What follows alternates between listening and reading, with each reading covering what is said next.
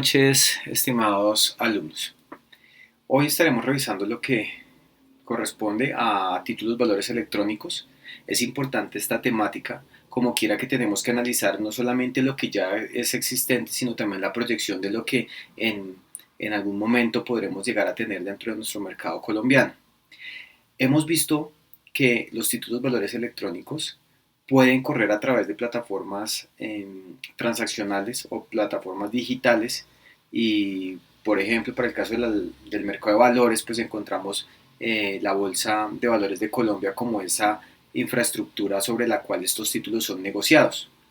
Lo que pretendemos en esta clase entonces es mirar que si bien en el mercado de valores ya existen valores electrónicos desmaterializados, pues cómo este fenómeno se puede dar dentro de los títulos valores contemplados en el Código de Comercio. Y para eso tendremos que abordar entonces una normativa que nos va a llevar a la conclusión o nos va a llevar a encontrar la respuesta de si es posible tener títulos valores del Código de Comercio pero electrónicos. Ahora bien, pongamos nuestro contexto normativo. Entonces tendremos que analizar la primera ley, que es la 527 de 1999 o la Ley de Comercio Electrónico. Tenemos que analizar el Código de Comercio, esto en el entendido en que en el artículo 619 encontramos los requisitos para que sea posible un título valor, como lo conocemos hasta este momento, documento necesario, es decir, documento en físico. Y la tercera norma que entonces revisaremos es la Ley 964 del 2005, en donde se han contemplado los valores del mercado público de valores. Y en este sentido, pues yo tendría entonces que hacer una revisión puntual de unos aspectos que me permiten a mí a llegar, o llegar más bien, a la conclusión que pretendemos el día de hoy. ¿Existe un título valor o es posible que exista un título valor electrónico de los que está contemplado en el Código de Comercio? Entonces tenemos que ver tres puntos. El primero de los puntos es el que tiene que ver con la emisión. Eso quiere decir cuando el título es. La emisión entonces, que para el mercado de valores se traduce en esa creación y puesta en público de los títulos, y que para el Código de Comercio significa el suscribir el título y el hacer la entrega. Entonces, ¿cómo podría pasarse de ese escenario web o ese escenario virtual al escenario real? El segundo, la circulación.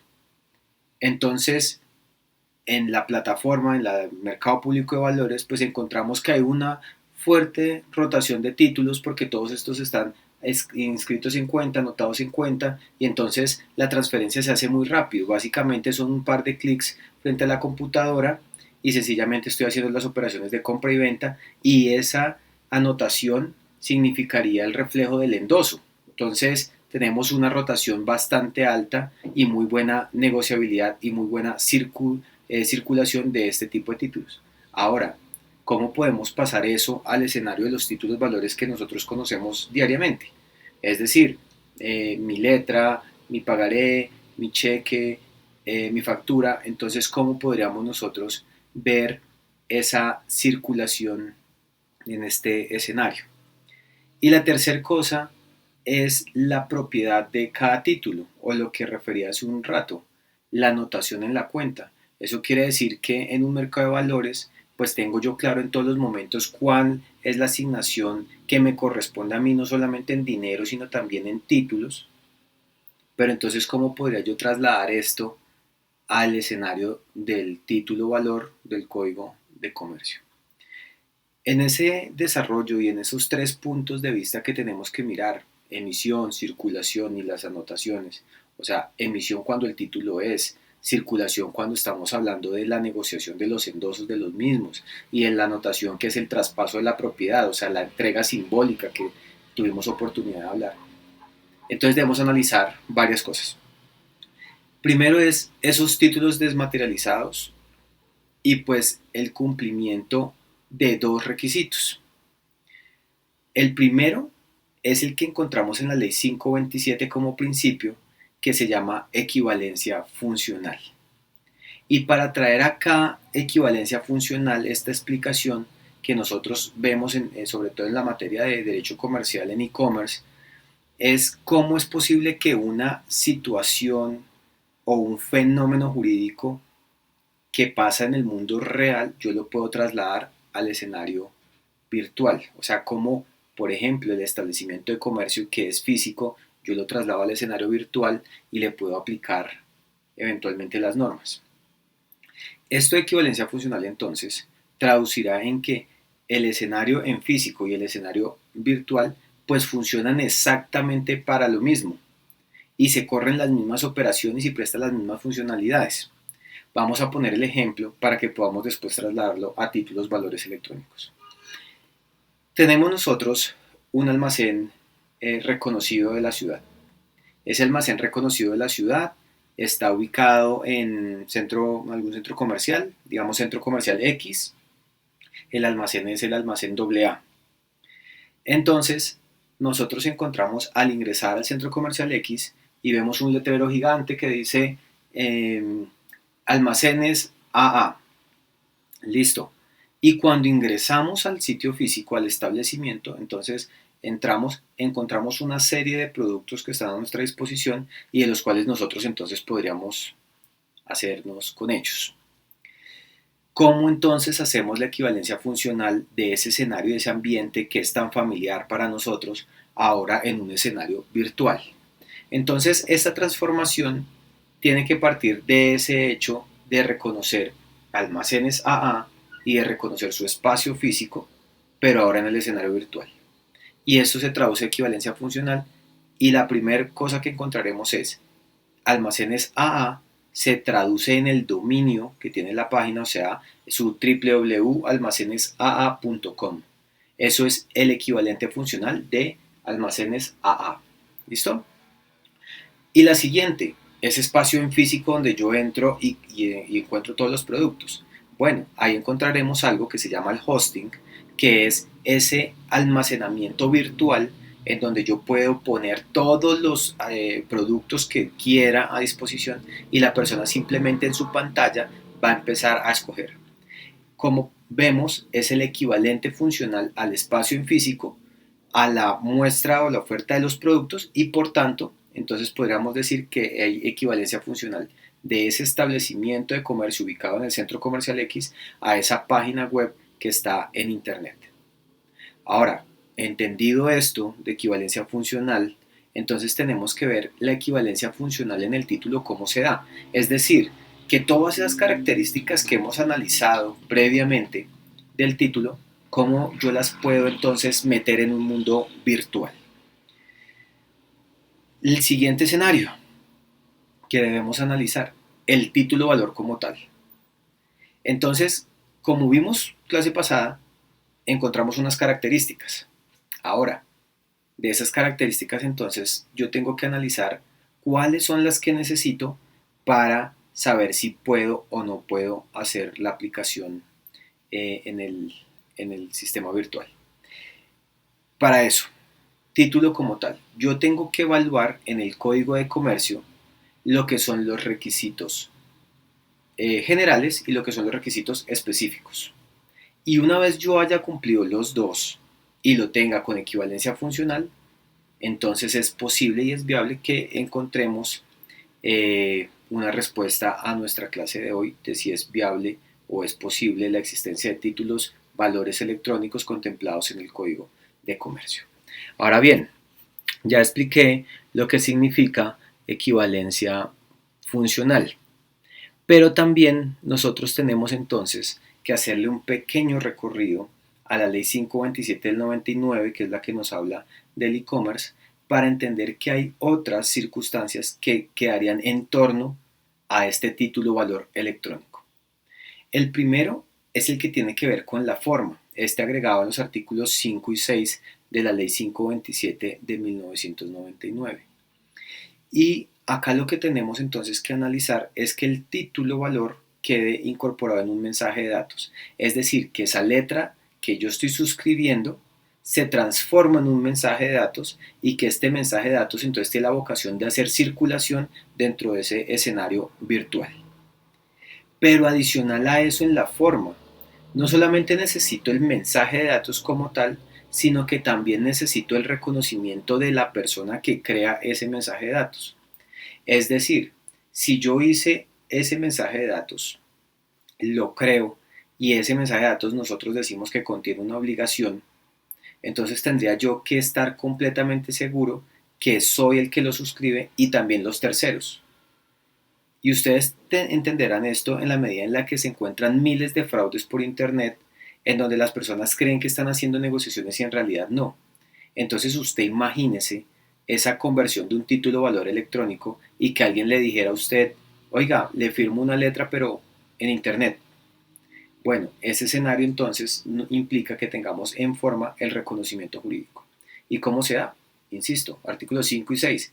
El primero es ese reconocimiento, esa transformación en mensaje de datos. Y el segundo es ese reconocimiento de la persona que es la que está haciendo la emisión del título.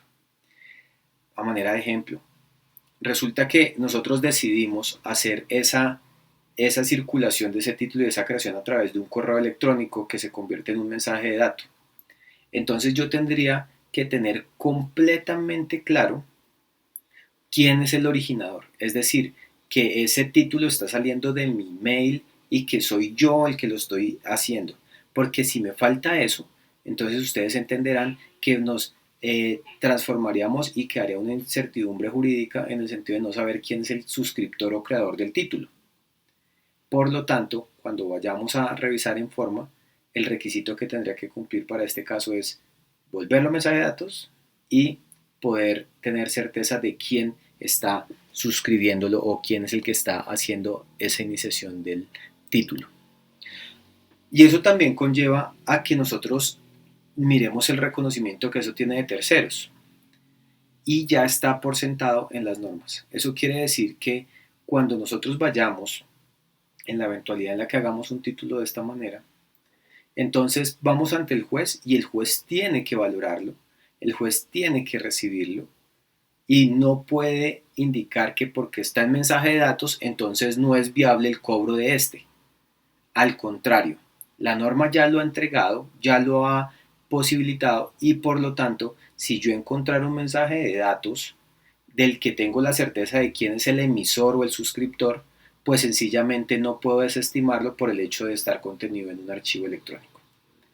Y esto de la importancia y del reconocimiento que se tiene, pues está también contemplado en la Ley 527 en su artículo 10 y 11.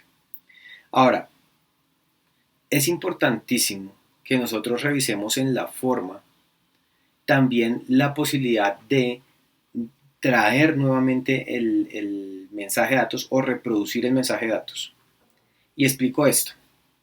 Yo hago mi título valor electrónico, es un mensaje de datos. Y lo hago en un programa desconocido. Resulta que estamos completamente seguros que lo hice yo. Está suscrito dentro de ese sistema que es desconocido, pero está allí. Cuando yo se lo aporte al juez, lo que tendría el juez que poder prever es que existe una reproducción de ese título valor que puse en un mensaje de datos. Es decir, que existe esa forma, ese mecanismo que coja ese dato, lo traiga a la vida real e incluso lo pueda reproducir dentro de un mundo físico. Eso quiere decir que si yo llegara a hacer un título y estoy seguro que es la persona, lo hice yo, estoy seguro, se volvió un mensaje de datos, pero no lo puedo reproducir, no lo puedo mostrar, no lo puedo traer a la vida real para que otras personas lo vean, pues sencillamente el juez no podrá darle un reconocimiento. Caso contrario, entonces nos desplazamos al artículo 10 y 11 de la ley 527 y es la eficacia probatoria o la validez en materia probatoria que tiene este tipo de mensajes. Y lo primero que hay que decir es que un juez de la República tiene que aceptarlo como un medio de prueba admisible. Es decir, que por el hecho que esté contenido en alguna modalidad electrónica, entendiéndose un mensaje de datos, mail, WhatsApp, alguna grabación, algún tipo de estas cosas, pues sencillamente el juez debe aceptarlo como medio probatorio dentro de un eventual proceso. No puede negarse a que éste sea incorporado allí. Adicional a eso, nosotros tenemos también que analizarlo. Entonces, primero que se incorporen y el juez tiene que permitirle la incorporación como prueba. La segunda es que el juez no puede negarle eficacia a eso por el hecho de estar contenido o por el hecho de ser un mensaje de datos. Quiere decir que tiene eficacia, quiere decir que tiene validez y quiere decir que tiene una fuerza obligatoria. Es decir, que por el hecho que nosotros podamos llegar a tener un título valor y vayamos a incorporarlo dentro del proceso, pues el juez no puede desestimar que tiene eficacia, que tiene validez y que tiene fuerza obligatoria. Y por lo tanto tendría que asumirlo y acogerlo dentro del eventual proceso del que se hable. Confiabilidad. También dentro del proceso, dentro de esta valoración probatoria, pues yo tengo que tener confiabilidad de cómo se genera, cómo se archiva, cómo se comunica o cómo se conserva. Y eso, entonces, ¿cómo se daría?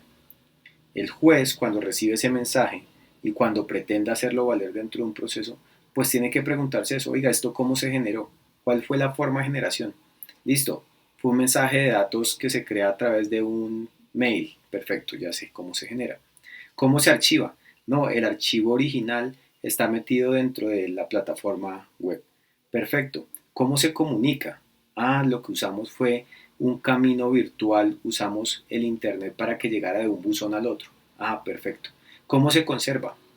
Está guardado en ese mail que tiene dos claves o tiene una clave y adicional tiene un token o tiene alguna forma en la que si yo ingreso desde otra IP, pues me va a pedir que le agregue un código adicional que llega al celular. Entonces, de esta forma, el juez también podría confiar en el documento, en el mensaje de datos y de esa manera asumirlo dentro del proceso, entendiéndolo como título valor que pretendamos hacer valer. Y también es importante que el juez pueda determinar en eficacia probatoria pues quién fue el iniciador, es decir, que el juez tenga la posibilidad de saber que fui yo y solamente yo. Y para eso, nosotros entonces tenemos que prever que eso significa un análisis de las firmas del documento. ¿Listo? A partir de ese análisis de esas firmas de documentos, pues entonces yo voy a analizar si es o no es el originador, o si soy o no soy el originador del mismo. ¿Y eso en dónde lo encontramos? Eso está en el artículo 7 de la ley que estamos analizando, la 527, y se traduce en fiabilidad. Fiabilidad.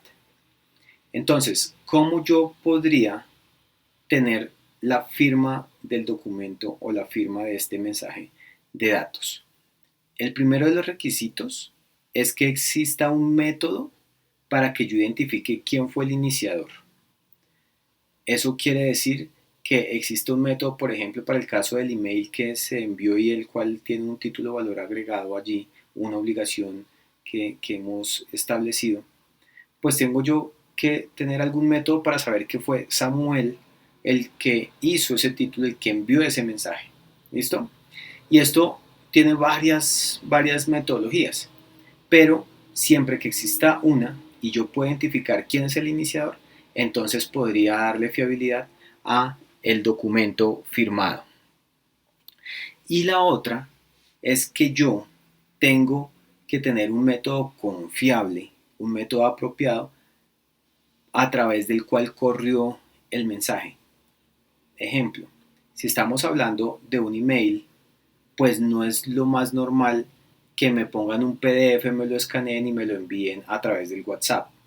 Eso quiere decir que el método más fiable para la transmisión de ese documento pues hubiera sido un mensaje correo electrónico, es decir, una comunicación que traslada el mensaje de datos que contiene la obligación. Por lo tanto, debo tener un método confiable, apropiado, frente a la transmisión, generación y comunicación del mensaje de datos que pretendo. Y aquí también es oportuno que hablemos acerca de las firmas, porque tiende a confundirse y sobre todo en esta materia específica de un título valor electrónico, la suscripción, que como ya hemos hablado en varias oportunidades, pues es el requisito fundamental para la existencia del título valor. Si no tenemos firma, pues sencillo, no tenemos título o valor. Eso quiere decir que tenemos que pensar en electrónicamente cómo se puede dar la firma del documento. Y acá entonces tenemos dos posiciones frente a la firma. La primera es la firma electrónica. Esa firma electrónica se traduce en un código, el cual se ha asignado a la persona que está suscribiendo ese título, y ese código, que es numérico, alfanumérico y demás, tiene que tener una entidad certificadora por detrás que sea la que diga: ese código le pertenece a Samuel y es el suscriptor de ese documento que salió allí. ¿Listo? Eso es firma electrónica. Eso quiere decir que hay una entidad certificadora que le entregó un código a Samuel y que cuando Samuel firmó ese mail con esa obligación, pues puede decir: Samuel fue quien lo firmó. Esa es una de las maneras. Y ahora tenemos también firma digital. Y la firma digital, ya no electrónica, no certificada, pues corresponde a muchas más metodologías para poder firmar documentos electrónicos. ¿Qué hemos encontrado hoy día? Firmamos documentos con las huellas, firmamos documentos con el reconocimiento facial, firmamos documentos con la voz, con retina. O sea, hay diferentes formas en las que es imposible alegar que no fue la persona quien suscribió ese mensaje de datos. Y aquí también hay un poquito de responsabilidades porque se ponen determinadas seguridades para que la firma no se dé pues de una forma, digamos que insegura. Eso quiere decir que si estamos hablando del teléfono móvil, pues el teléfono móvil tiene la posibilidad de agregarte una clave para que puedas ingresar al teléfono móvil y también una clave para ingresar a la aplicación. Eso quiere decir que la persona tuvo que haber expuesto su clave o haber expuesto sus contraseñas y de esa manera alguien firmó por él. Pero lo que va a presumir la ley en todo momento es que existió la suficiente seguridad y que por lo tanto la persona que firma el documento pues es el que tiene el acceso a esas claves, o sea, yo. ¿Listo? Si a través de mi teléfono móvil hicieron esa operación, pues lo que el juez va a entender, y no puede ser una cosa diferente, es que yo lo firmé porque solamente yo tenía la clave de mi celular, o porque era mi reconocimiento facial, o era mi voz, o era mi huella, o lo que sea. Por tanto, encontramos muchas formas de hacer firmas digitales y una forma de hacer una firma electrónica. Estas son las de reconocimiento que nos trae la legislación, la ley 527 de 1999. Ahora, frente a la, a la posibilidad de que el título de valor no se altere, que se mantenga íntegro. Frente a esto, pues lo que yo tengo que prever es que ese mensaje de datos no sea trastocado o no sea alterado. Y como hemos visto en clases en las que hablamos de títulos físicos, pues que la obligación, por ejemplo, contenida en el mensaje de datos sea 5 millones y no sea 50 millones. Entonces, lo que sí se debe prever es que ese documento sea el idéntico. Y aquí entonces es importante también reconocer que hay una valoración diferente para las copias y que una vez yo he creado el archivo, pues solamente uno es el original y el restante serán copias o copias de copias. Eso depende. Pero solamente tenemos uno que es original. Y por lo tanto lo que yo tengo que prever es que ese un archivo, el primero que es original, pues se mantenga y se conserve de una forma íntegra y una forma que no tenga alteración, para que cuando se lo presente al juez él pueda determinar fácilmente qué es el título del que estábamos hablando al inicio de la relación que tenía el acreedor con el deudor. Como, como ustedes pueden observar, a través de la equivalencia funcional y a través del cumplimiento de estos requisitos, yo definitivamente sí puedo construir un título valor del código de comercio, pero en un escenario electrónico. Es decir, que yo puedo transformar ese pedazo de papel formato, letra de cambio, a un archivo, un mensaje de datos, y contener, agregar, integrar allí una obligación.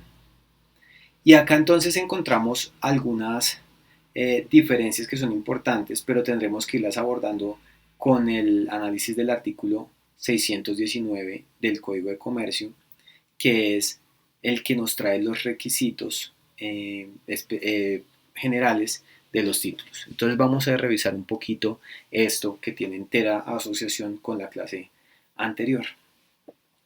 Necesariedad del título, o sea, el título existe. Ese es un requisito que está allí incorporado en el 619. Legitimación, es decir, que se cumple esta legitimación con la posición que yo asumo, o deudor o acreedor, es decir, que tengo derecho, que tengo obligación dentro del título y que soy el legitimado. Y eso ya lo analizamos en la clase pasada, incluso hasta con el abordaje de la teoría de la apariencia.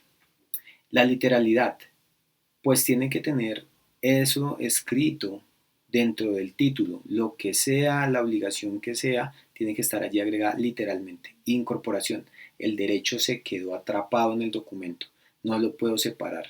Las obligaciones se quedaron allí dentro de esas 4 esquinas de papel y no lo puedo hacer. Y la autonomía, entonces el título se puede negociar, se puede transmitir, puedo pagar, pero si yo pago en una línea posterior, pues puedo irme en contra de los que están anteriores a mí.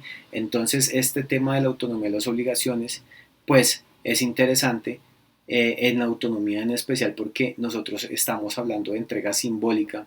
Si ustedes recuerdan de los contenidos de anteriores clases, decíamos qué tan viable es la entrega o el traslado del título porque es necesario, pero entonces hagámoslo a través de entrega simbólica. Es decir, que en el mercado de valores no está pasando el título, sino que cursa por un sistema de negociación y sencillamente se hace una entrega simbólica que se materializa con la anotación en la cuenta de cada uno de ellos.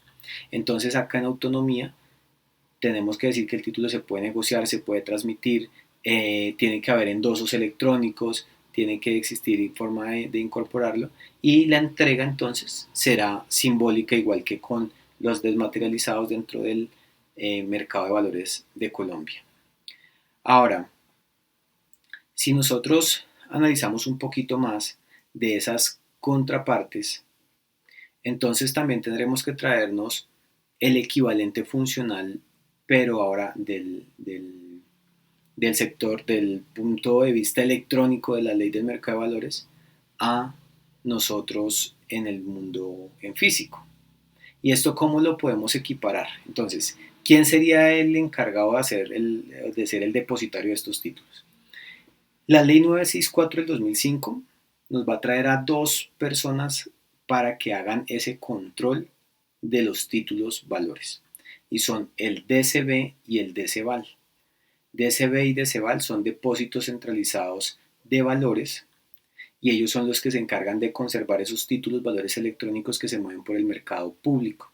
Es decir, que ellos son los encargados de las acciones, de los bonos, bueno, eso cada uno tiene su naturaleza, pero digamos que ellos son los encargados. Y ahora, entonces, ¿quiénes serían los encargados dentro del sector tradicional, no financiero, el sector que desea hacer negociaciones con este tipo de títulos?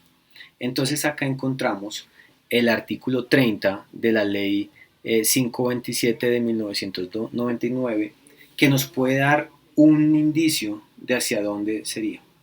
Y esto está incluido en las actividades de las entidades de certificación. Es decir, esas personas jurídicas que certifican la firma electrónica podrían llegar a tener la posibilidad de conservar esos títulos valores del Código de Comercio en archivo magnético. Entonces, leeré la norma para que de esta manera la podamos interpretar. Las entidades de certificación acreditadas por el Organismo Nacional de Acreditación de Colombia para prestar sus servicios en el país podrán realizar, entre otras, las siguientes actividades. 7. Ofrecer los servicios de registro, custodia y anotación de los documentos electrónicos transferibles. Como podemos ver, la Ley 527 ya ha previsto que podemos hacer negociaciones con documentos electrónicos y que las podemos llevar al mundo de los títulos valores del Código de Comercio. Es decir, que ya existe una persona que lo puede desarrollar.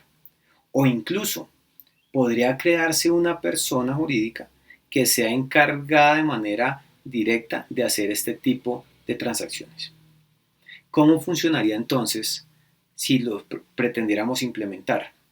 Yo tengo mi letra de cambio, la que voy a cobrar en un tiempo, y la necesito meter en el mundo electrónico. Entonces tendría que haber una forma de hacer la transformación del físico al electrónico y yo le entregaría entonces ese título a esa entidad de certificación y esa entidad de certificación diría, sí señor, yo acá lo conservo, lo desmaterializo, o sea, lo vuelvo electrónico y lo vamos a empezar a negociar en la red. Ahora, esto tiene un poco más de complejo por el análisis de las contrapartes, porque yo puedo llevar el título valor, pero la entidad de certificación no va a poder discernir si esta persona sí tiene un buen flujo, si tiene un buen liquidez, si tiene un buen respaldo. Si, sencillamente lo que podría observar es que cumple los requisitos del título y acogerlo. Pero es diferente si el título lo firmo yo o si el título lo firma Arturo. En ese sentido, entonces para la entidad de certificación, pues significaría un desgaste muy grande porque puede acoger títulos que incluso pueden ser hasta falsos y ponerlos a negociar entre las personas. ¿Qué es importante entonces cuando estamos hablando de títulos valores electrónicos? Primero, poder conservar los registros. Generaría entonces inseguridad jurídica donde yo no pudiera tener un debido almacenamiento y debida conservación de los registros. Segundo aspecto importante, saber quién es el emisor, saber quién es la persona que está suscribiendo ese título de manera electrónica. Saber quién entonces sería el girador para determinados títulos. Saber cuál es el derecho que se incorpora.